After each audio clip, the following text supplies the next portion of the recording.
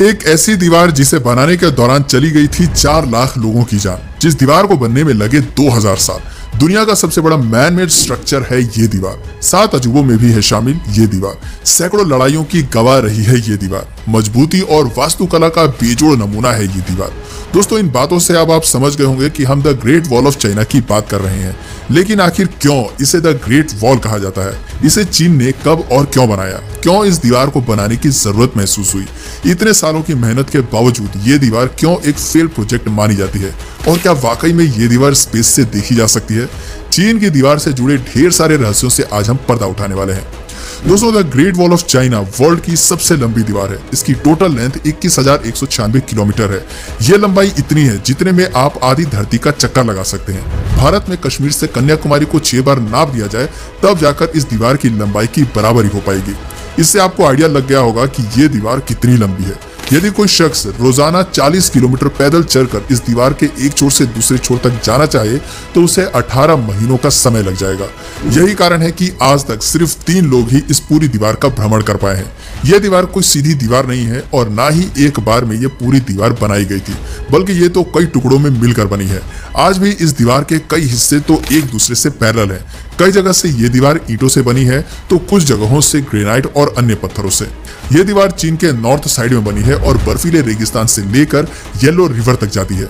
इस दीवार को चीन के लोग स्टोन ड्रैगन कहते हैं, यानी पत्थर का एक ड्रैगन जो विदेशी आक्रमणकारियों से उनकी मदद करता है। बात चाहे वास्तुकला की हो या आर्किटेक्चर की, ये दीवार एक शानदार मास्टरपीस है। हर साल 1 करोड़ से अधिक टूरिस्ट चीन की दीवार का दीदार करने के लिए यहाँ पर आते हैं। ये वर्ल्ड के मोस्ट पॉपुलर टूरिस्ट अट्रैक्शंस में से एक है। साल 1987 में इस दीवार को यूनेस्को ने वर्ल्ड हेरिटेज साइट का दर्जा दिया था और आज 7 वंडर्स ऑफ वर्ल्ड में भी ये दीवार शामिल है।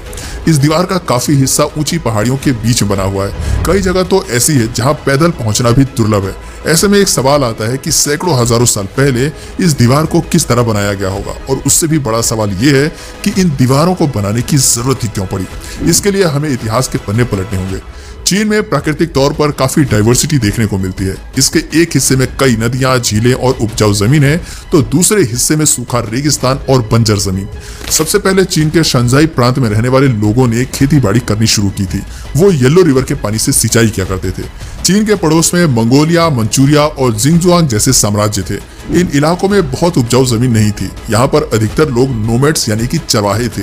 मंगोलिया को तो आज भी नोमैडिक लैंड कहा जाता है। ऐसे में यहाँ रहने वाले चरवाहे अक्सर चीन में लूटपाट करने के लिए आ जाया करते थे। यहाँ पर लोगों से अनाज और अन्य सामान लूट कर वापस चले जाते थे। चीन के लोग सिविलाइज्ड थे, जबकि नोमैड्स पीपल देहाती थे। चीन के लोगों ने अपनी और अपने सामान की सुरक्षा के लिए शहर के चारों ओर दीवार बनाने की शुरुआत की। उन लोगों ने पहले अपना राजा चुना और एक एम्पायर बनाया। इसके बाद बॉर्डर डिफाइन किया गया और उसकी सुरक्षा के लिए दीवार बनानी शुरू कर दी। भारत में भी किले के चारों ओर लंबी और ऊंची दीवारें बनाई जाती थी। किन शी हुआंग चीन का फर्स्ट एम्परर बना और उन्हीं के टाइम पीरियड के करीब 223 बीसी में the great wall of China बनाने की पहली शुरुआत हुई। लेकिन ये दीवार सिर्फ एक राजा या डायनेस्टी के द्वारा नहीं बनाई गई, बल्कि कई राजाओं और साम्राज्यों ने इस दीवार को बनाने में अपना सहयोग दिया और 2000 सालों में ये दीवार बनकर तैयार हुई। दोस्तों, आज इतने सालों बाद भी ये दीवार पूरी मजबूती के साथ सीना तान कर खड़ी है। इसे बनाने के लिए चीन के राजाओं ने अपने जमाने के बेस्ट इंजीनियर्स की मदद ली थी। दीवार का अधिकतर हिस्सा क्ले ब्रिक से बना हुआ है। ये ईंटें वैसी ही थीं जैसे कि आज हमारे घर बनाने के लिए इस्तेमाल की जाती हैं। मिट्टी से ईंटें बनाकर उन्हें घंटों तक भट्टी में पकाया जाता था जिससे वो मजबूत हो जाए। लेकिन इन ईंटों का साइज आज की ईंटों के मुकाबले 4 गुना अधिक था। दीवार खड़ी करने से पहले नींव भरी जाती थी और ये नींव ग्रेनाइट पत्थरों से भरी जाती थी। दीवार के बाहरी हिस्से में चिकनी ईंटें लगाई जाती थी जिससे कि कोई आक्रमणकारी इन दीवारों पर चढ़ने की गुस्ताखी ना कर सके। ईंटों को चिपकाने के लिए लाइमस्टोन और चावल के पेस्ट का मिश्रण तैयार किया जाता था। पूरी दीवार बनाने में 500 बिलियन ईंटों का इस्तेमाल हुआ था। ऐसे में आप अंदाजा लगा सकते हैं कि कितने टन चावल का पेस्ट भी इसमें लगा होगा। चीन की दीवार की एवरेज ऊंचाई 23 फीट है और चौड़ाई करीब 21 फीट। कुछ जगहों पर इसकी ऊंचाई 9 फीट है तो कई जगहों पर ये 35 फीट तक ऊंची है। चौड़ाई इतनी है कि एक साथ 10 पैदल सैनिक या 5 घुड़सवार सैनिक इस पर दौड़ सकते हैं। दीवार के दोनों ओर रेलिंग यानी कि बाउंड्री बनाई गई है जिससे सैनिक नीचे ना गिर सके। ये दीवार यदि आप ध्यान से देखोगे तो जगह जगह इसमें आपको होल्स नजर आएंगे। ये होल सैनिकों के लिए बनाए गए थे। इन होल्स में से ही सैनिक दुश्मन सेना पर तीरों की बौछार करते थे। तोप और बंदूक गोले भी इसमें लगा दिए जाते थे। इसके अलावा हर 100 मीटर की दूरी पर वॉच टावर भी आपको देखने को मिल जाएगा। इन वॉच टावर्स के ऊपर चढ़कर सैनिक दुश्मन पर नजर रखते थे।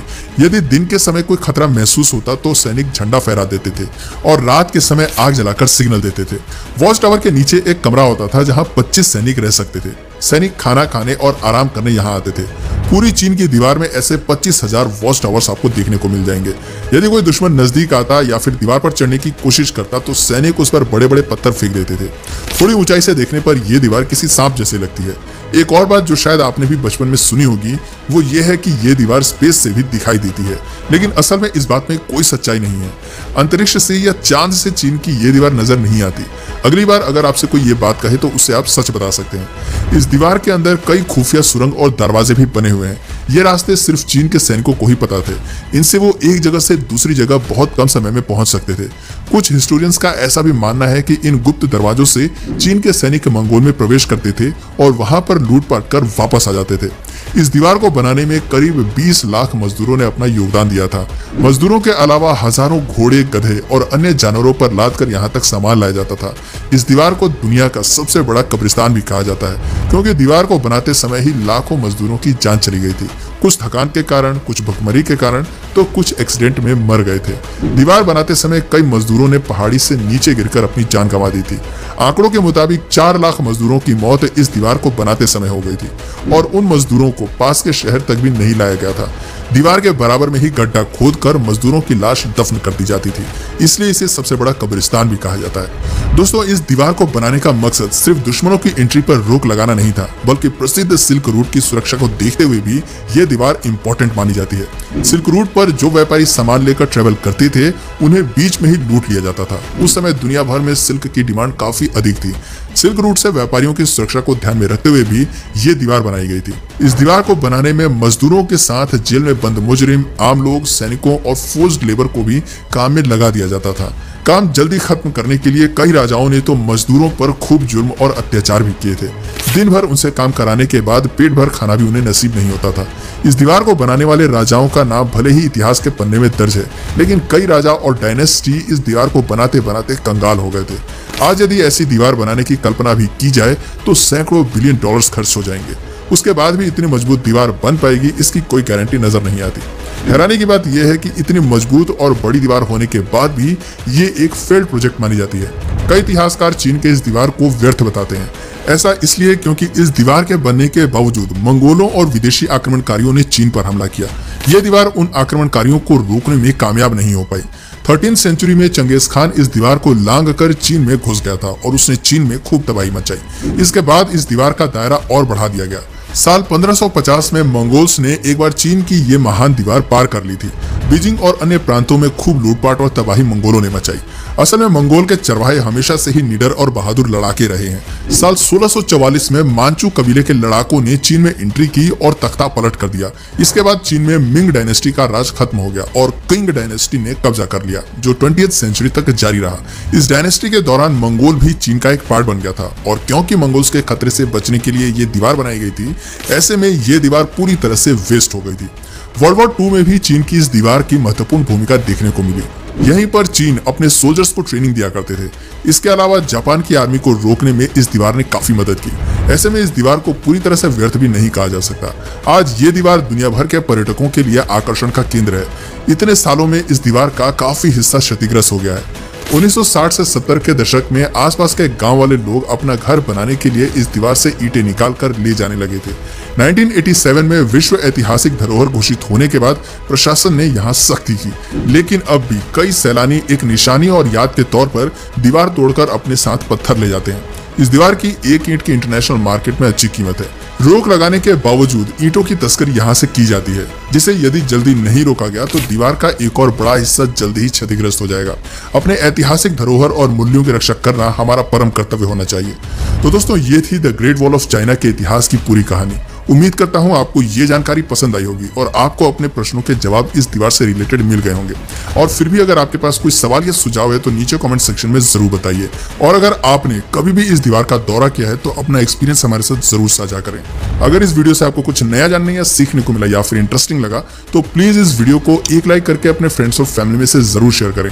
और यदि आप इस चैनल पर नए हैं तो प्लीज इस चैनल को सब्सक्राइब करके बेल नोटिफिकेशन आइकन को ऑन कर लीजिए ताकि हमारे आने वाले वीडियोस आप मिस ना करें। मिलते हैं फिर किसी वीडियो में नए टॉपिक के साथ, तब तक के लिए नमस्कार।